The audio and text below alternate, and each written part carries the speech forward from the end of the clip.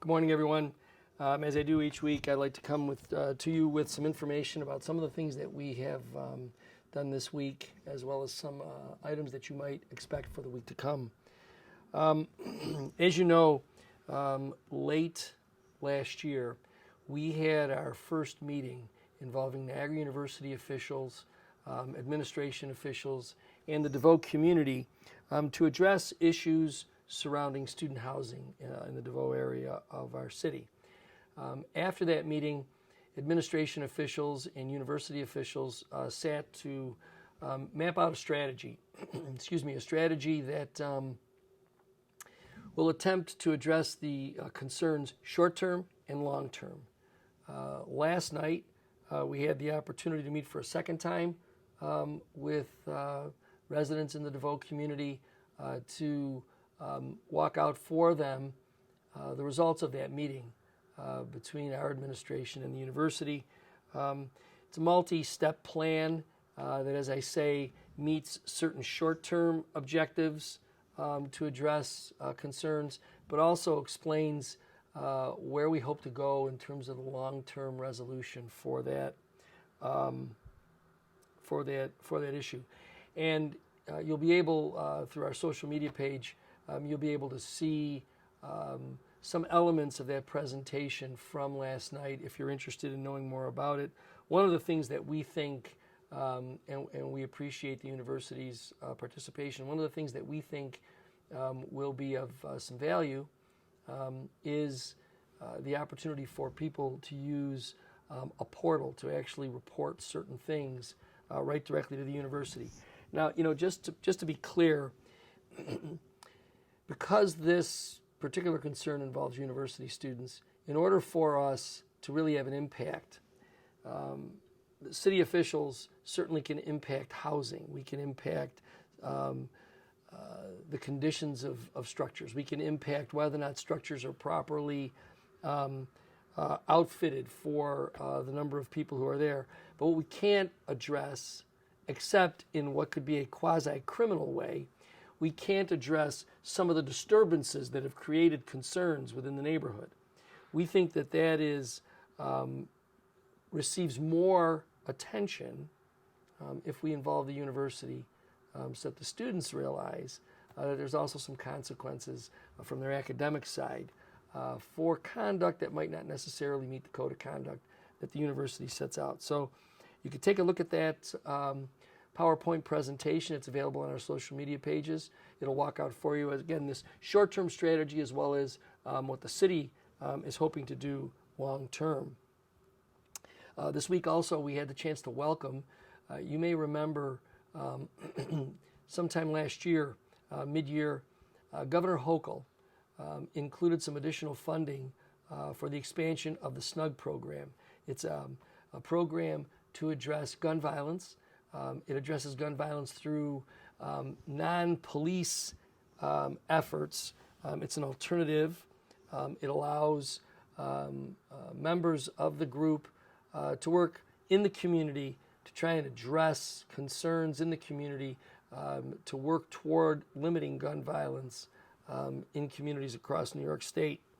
Yesterday, after the initial award, the organization began to pull together, and yesterday we were able to meet for a grand opening of their location in the 1700 block of Pine Avenue, the former Garibaldi Square, right at the corner of 17th and Pine.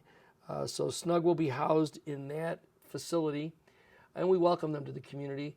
Obviously, they will work in partnership with our law enforcement people to make sure that we can improve safety all throughout the community in a way that will not just bring law enforcement resources, but will also bring community resources. So welcome SNUG to the city of Niagara Falls. Friday at 5 o'clock. Friday at 5 o'clock.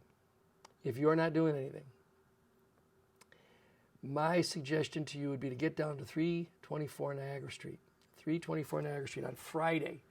324 Niagara Street to a place called Daredevil Records.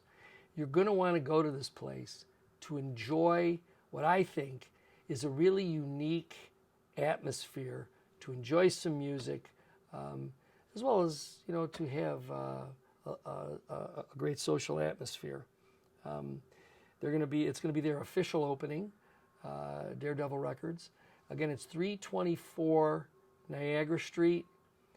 Do yourself a favor. I would certainly recommend. I've been there a couple of times myself. I have to tell you, it is unique in its presentation in a great way. And if you like music, you won't find a better place. And the other thing that's really neat about the place is that it's, for those of us old enough to remember vinyl records, they're all over the place. And I'm sure you'll be able to find something from your past music history that you'll enjoy listening to. So if you have the chance, please go down to see Daredevil Records, 324 Niagara Street. If you can't make it on Friday, I know that they have a website. Please search that and find out when their hours are and get yourself down there to enjoy it. We welcome them to the business community. It's part of this administration's continuing effort to grow small businesses in our downtown corridor. So welcome to Daredevil Records. As everybody knows, Damar Hamlin is home. He's not only home in Western New York, but he's home out of the hospital. We are certainly grateful for his recovery. I think that all of the information is pointing toward him making a good recovery from the incident that happened a few weeks back. And as you know, this Sunday the Bills will host their first playoff game. I say first because the Dolphins will be without a number of their critical performers.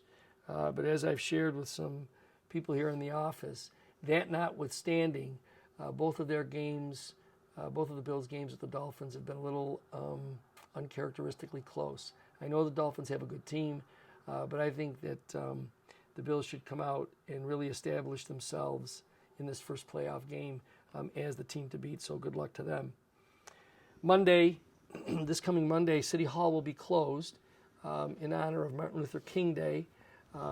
We honor Martin Luther King because of his nonviolent commitment to the push for civil rights. Also, Martin Luther King's actual birthday is in January 15.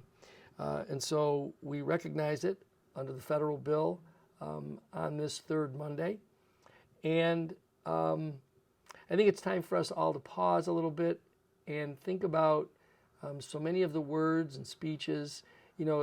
So many times these things become cliche, but I think if we really think about what Martin Luther King's message was and the way in which he delivered it, I think it'll start creating a much better community. We'll get back to the dream that Martin Luther King talked about so many years ago.